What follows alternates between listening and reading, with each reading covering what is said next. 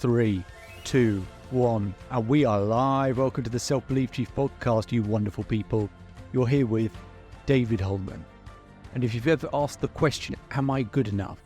Whether it's in your relationships or your performance or your career or in terms of your health, whatever it might be, then you're in the right place. We're not here to hype you up. We're here to give you strategies and techniques to help you transform your life in those areas. Ones that I've shared with the highest performers, from Olympic athletes to business owners. So make sure to hit that subscribe button, share your favorite episodes, and remember, if you change today, today will change your life. Today's quote is, good stories are driven by conflict, tension, and high stakes. And that is a quote by William Landay. And that brings us on to the conversation we're going to have today. So let's go into the usual summary, shall we? So in this episode, you're going to listen to a conversation between a client and I, who in situations when they feel ignored or rejected or avoided, that they're feeling this extreme tension and wanting to know how can they alleviate that tension so that actually they can have better communication, better conversation, maybe not take it so personally, but just feel that actually they can handle these types of situations, but then follow it up with productive conversations, whether it's in relationships or in business. And I think many of you listening, this will be something that you will experience because no one likes feeling ignored or rejected. No one likes that feeling. But it's the meaning that we give these things that determine how we react to it. And so we're going to go through a few different exercises and explore a few different concepts in this conversation that talk about how actually this particular individual could be handling these situations better, so that he's not feeling such intense pain and such intense tension. Let's get into it. What would make this an extraordinary conversation for you today? Not feeling I've got to reply, having a reply that I can think, well, I've got 3 replies here. Which one of them is the best reply? Like say with work, a woman gave me a lot of grief yesterday, and I felt I'd said it, and it's, are you the tenant? Are you the person that I should be talking to? And then I just thought, no, let her rant and rave. She's not affecting me. She wants to have her say. So in her world, let her talk to me. So that's where I was, David, yesterday. So I think to feel like I start getting very tense. Does that make sense? To start the physical. We've talked about this before. Get tense. Yeah. So if I get tense, then I start thinking about things negatively. Then that makes this tension worse. Then the next thing I get myself in a rile. I was in a rile state last week about it, but then I sat down, just took it easy, sat down, read my rules again, and thinking, stop thinking that way. Just don't get frustrated by, I think continuously could be the word, because, continuously getting, that's what we've got now, continuously expecting, continuously would be a good word, So good. And so if, as you described, if tension is physical, yeah, it tells us a good answer. That gives us a good indicator of what we need to do to resolve it. If the tension's physical, then it's probably our physiology that also gets us out of it. Because as just spoken about before, that in terms of that negative emotion, we have a very intense physical reaction. So things like positive thinking don't really work because it's a very casual, low-level feeling. So we want to create an intense emotional reaction on the other side that snaps us out of it. And that's, in terms of some of the reading you've been doing, that's sort of what that principle is how do we create an intense emotional reaction the other way that completely gets us out of our headspace? So if the word is tension, what do you think your rule has been? What do you think your rule has been for tension? Because it sounds like maybe something, at least fairly recently, it's not been too difficult for you to feel tense. It's almost like, if this happens, I will feel tense, or if this happens, I will feel tense. So you probably got a very simple rule. As I said, once upon a time, my rule for frustration was when someone didn't do something the way I would have done it. Well, that's going to happen all of the time. So I'd feel frustrated all the time. And so you might have a rule for tension, for feeling tense at the moment, that's allowing you to get to feeling tense a bit too often, a bit too quickly. And then we can talk about a new rule for actually, I only get tense if this happens. So what do you think your rule for the feeling tense has been? Because I'm going to gather it's going to be something very simple, very short, and it would be like if someone does this or someone does that, and that's a I think it's what we discussed earlier. It's probably when I start feeling excluded from things. Yeah. I feel excluded from anything, like even if it's something to do with work, or I can't explain it, pies, or just exclusions, or but good. So in terms of anytime we feel excluded, now again, I get excluded. Like I said to you earlier about exclude out of somebody's life, don't want to be in their life. That makes me tense. Yeah.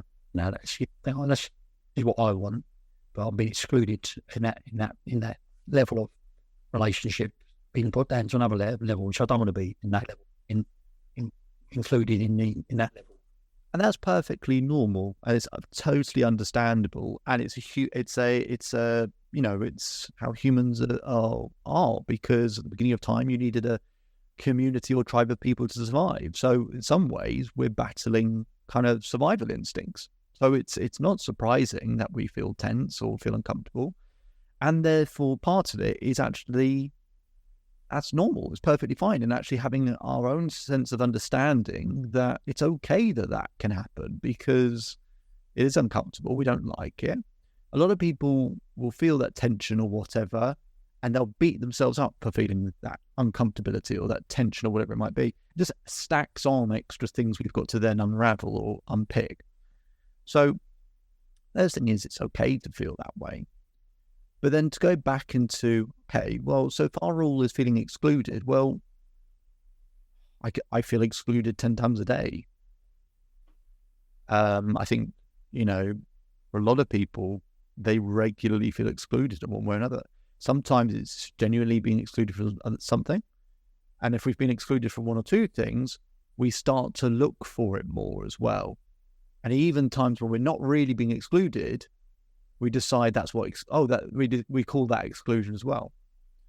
So if I got you to close your eyes and just picture the room and then asked you, how many red things are in the room?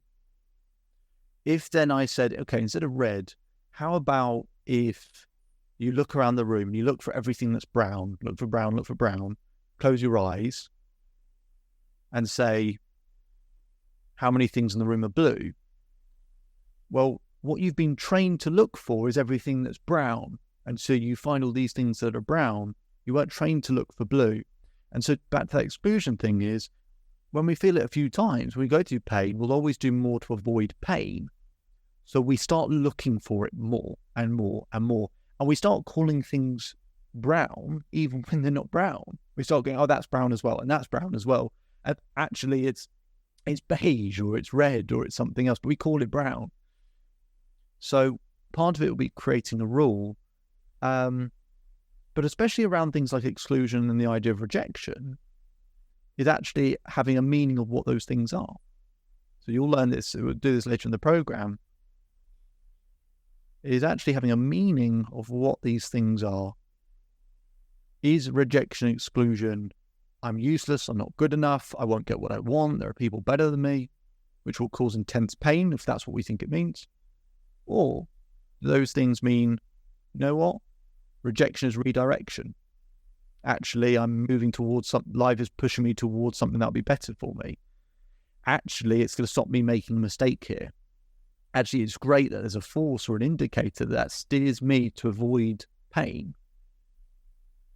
You can choose what that meaning is, but you can tell between those two meanings, if you experience exclusion and rejection, which one of those is going to empower you and which one of those is going to disempower you. So we now go back to that feeling of tension.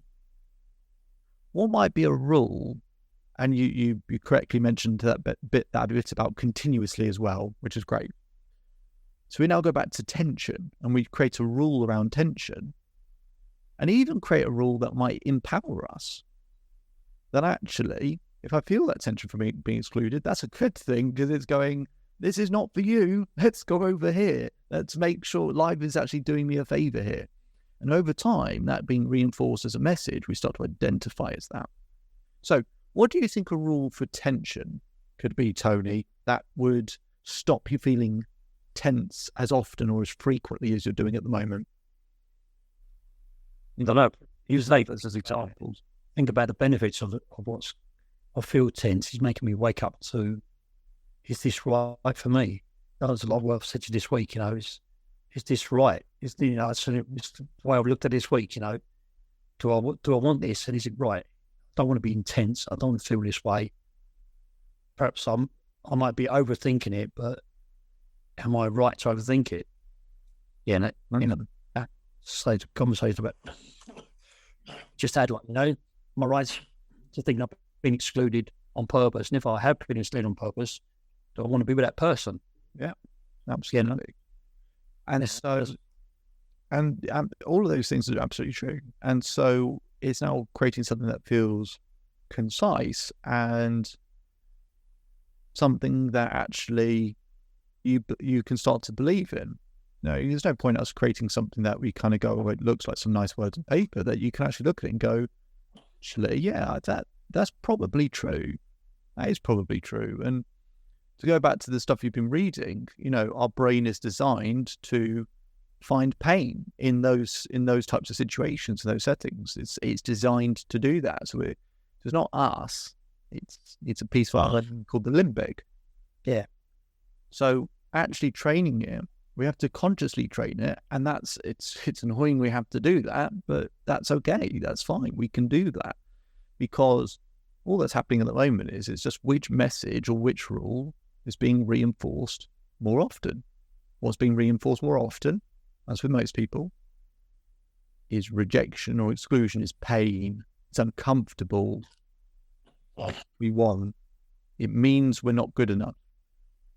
Actually, well, we have this other thing which is just being reinforced continuously.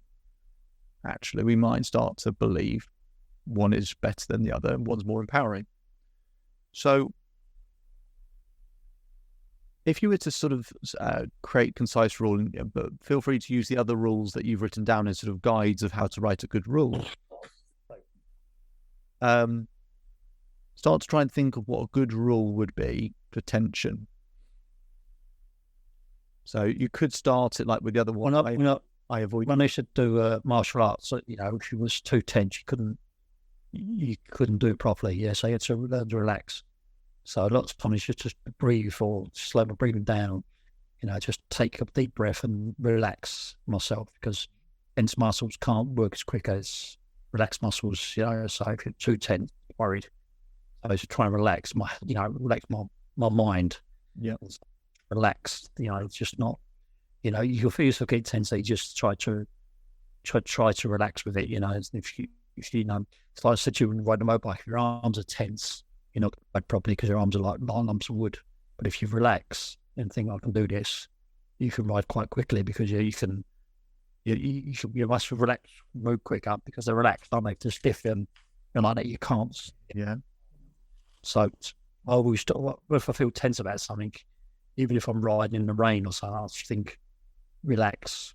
Just relax and be aware of what's happening. Don't tense up. Just tensing up in the rain on a motorbike is probably the worst thing you can do. So you want to be when you're riding. So my go-to word in martial arts was just relax, and calm down, and think chi.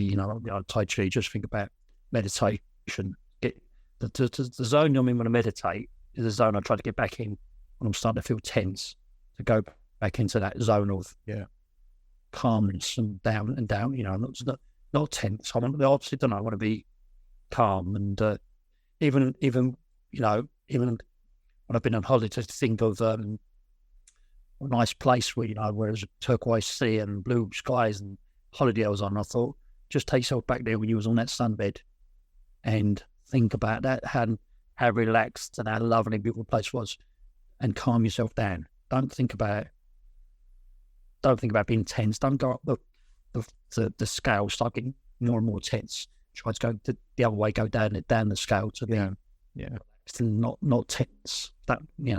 And the reason why all of that's really good is going back to that sort of tension is a physical thing, so we've got to use our physiology.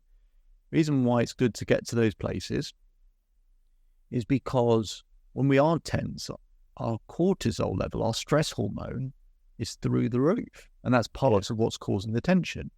And so, as we've spoken about previously with that model, is one of the first steps is getting the energy right. Absolutely. Because if we can get that cortisol down and increase that testosterone and oxytocin, your body will do most of the work for you. It will be easier then to take the right action. If your cortisol level's through the roof, for anyone, they will respond in the wrong way. So you're absolutely right. It's getting our physiology right. It's getting our body right, that we can slow things down, because what we're doing is the cortisol level is going down. And you know what? It might take us a couple of minutes. It might not be 10 seconds. It takes a couple of minutes where you just start to notice it, and the cortisol level keeps dropping. And then once you're there, now we can respond in a better way. So when we think about all of that, what I'd like us to do is, we've spoken previously about creating an identity that's associated with how we want to feel. What I'd like us to do is create something which is the shift of physiology we need to make, or focus, what we need to focus on, and then the type of language we use. And this is a situation where we're talking specifically about the language we use. And so if we had something where we knew how to shift our body, we knew what we needed to focus on, and we knew what type of language to use, then it gives you a lot of certainty that you can respond in the right way. Once we've got that right, I'd like to give that version of us a name. It might go back to Tony the singer that we've spoken about previously. Mm-hmm. It might be something else. It might be, I'm trying to think of a bit of a alliteration with the word T. That means calm. Maybe I'll think of one. As we do Tai Chi, because that's what Tai Chi Tony. Tai Chi Tony. Get back into Tai Chi head on. Keep your head on. So it might be to do with that we label that, because that's so much easier. If we, instead of trying to remember a load of things in the heat of the moment, we're going to put in a few rules in place, a few things that Tai Chi Tony does. But in that moment, you can kind of go, you know what? Well, who do I need to be right now? I need to be Tai Chi Tony. And you just start to, even when you've got a name for something, you start to move in a certain way. You start to shift, your shoulders move, your head moves, and all of these sorts of things start to move. And that just gets out all of the kind of anything that's stuck in the body. And that's what usually is tension, is something stuck in the body. It's Tai Chi Tony, and you probably just find yourself just moving ever so slightly, and wherever it's stuck in the body, the energy, it sort of just gets released again. So you tell me, Tony, you tell me what, absolutely without question, in terms of what you do with your body, in terms of helping you relax, if that's the word you have in your mind, what without question would help you relax in that moment and get that cortisol level down? What do you know? Well, yeah. Well, I was going to Court Studio ago about something, and I was quite nervous, worried about how the outcomes would be. And I just sat outside, crossed my arms over at Tai Chi, put my hand palms down to my stomach, and we used to say we breathe in good energy and exhale bad energy, or brown smoke, or black smoke, whatever you want to call it. And I just do that. I just sit there, breathe, and think.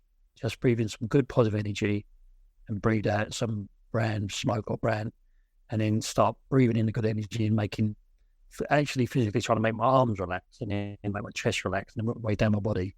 And when I do feel super tense, that works for me. Doing them exercises. Yeah. I can do them anywhere other than, I've done the other night walking home, and I thought, just think about it, and it takes you back to that training or that time. Does that make sense? And I remember going to court. I thought, about 10 minutes before we go to court, I'm not going to start here thinking about, we can't do any more. The judge has got to read the reports and that, and what the judge is going to make up his own mind. Actually, I won the case anyway.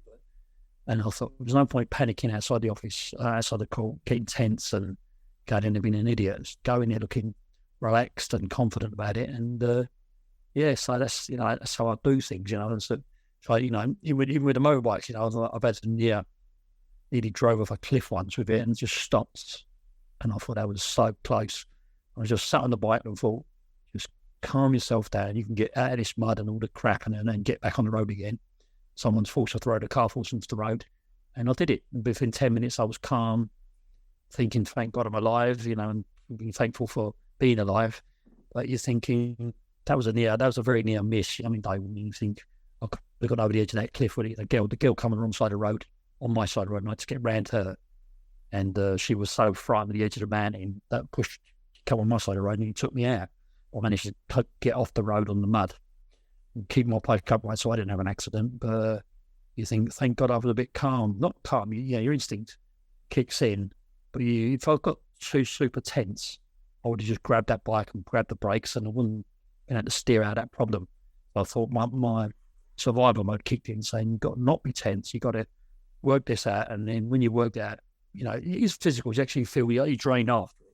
You just, the physical, your whole body seems, thank God. You physically, you're exhausted for a couple of split seconds, but yeah. I'll be said about the finger this week, you've got in your stomach on your leg, so. Great. And that's perfect because you've got examples of where it works. So like we talked about on confidence previously, when we talked about the visor and all of that stuff, where we're using those things and those triggers that actually we know we do when we're most confident. Yeah. Because we're just doing the same thing here. So even this week, I know it's a petty thing, but I put my brand bin out sort of all the road free table, but I didn't put it in the middle of my front on a pavement so people trip over it.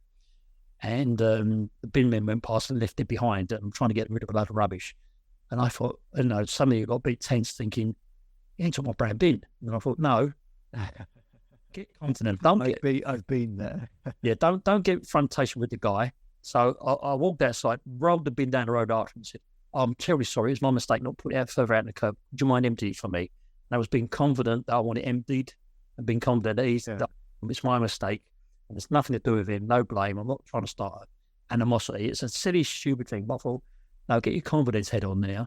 Be confident what you want. I want to get this bin empty so I can fill it up again this week after cutting my tree down.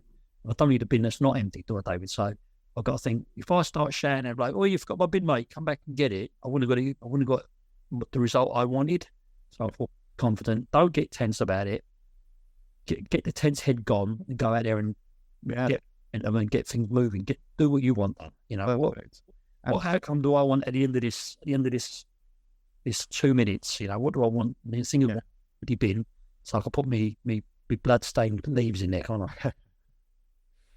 So what's perfect about that? And again, another example where you're looking at where and trying to find those common denominators. What are the examples when I'm doing these things and it's working? And actually, I have got plenty of examples of when I do get this stuff right.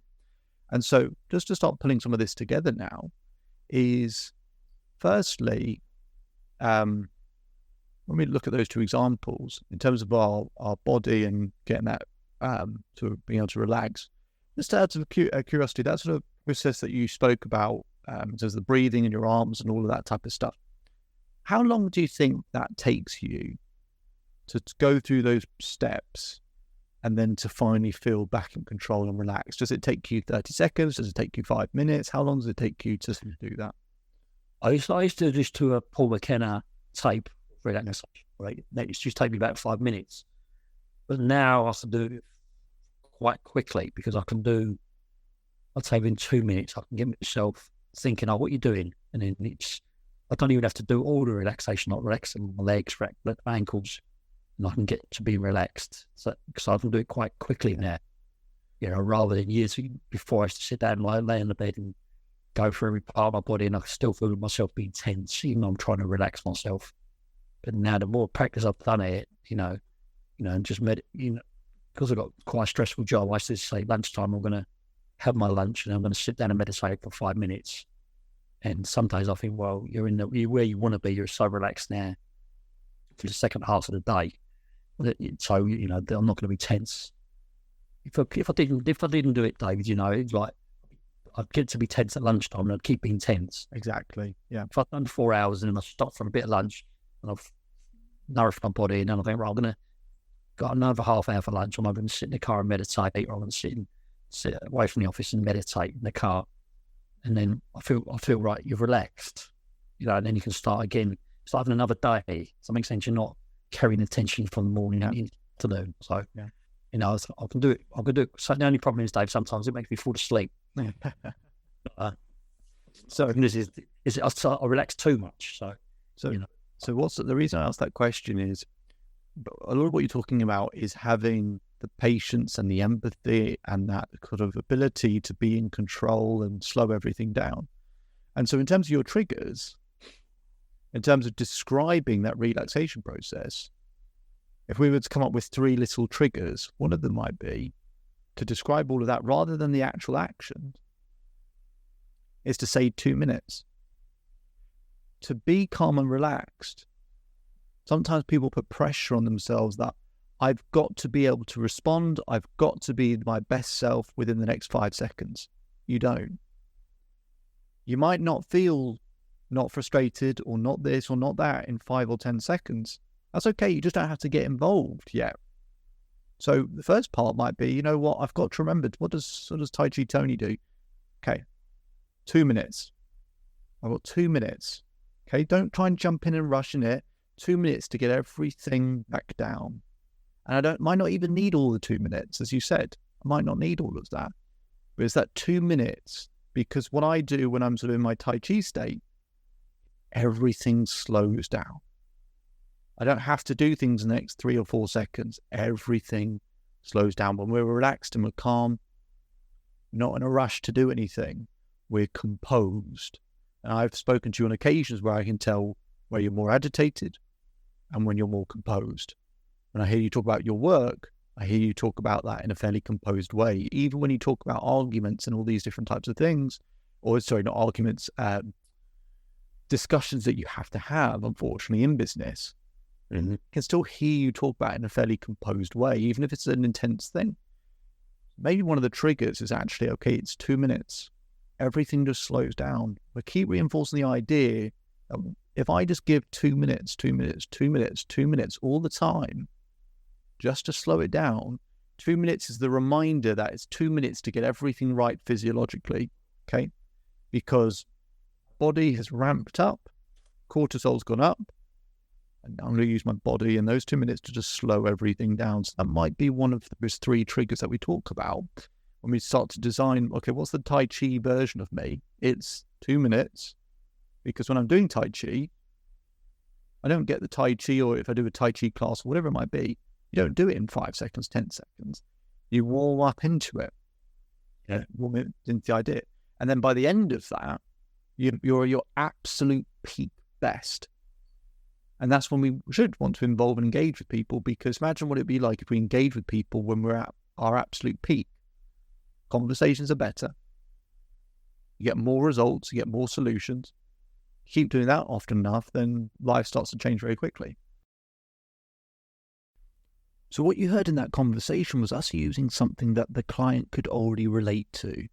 You heard them bring up Tai Chi. When it comes to understanding stuff in life, we always want to use the reference points that people already have. If you want to ever learn how to explain something complicated to someone else, explain it in terms that they already understand. If you think of trying to explain the solar system to someone, but you showed them in the form of using like fruit as the various different planets, then they might actually get a deeper grasp or an actual understanding of, oh, at least I can understand it because I understand fruit. I understand if you show me the fruit is moving that way and it's moving that way. Oh, I can understand that. So that's what we want to do, and that's what we had in this conversation. He mentioned Tai Chi. He understood actually that's a place where I feel how I want to feel in the situation where I'm struggling. So why use anything else? He's got that reference point. He believes that that's a concept that, one, he understands, and two, that actually works for him. And then we just go into the specifics of actually, okay, what is it about that we can now leverage and bring into these moments?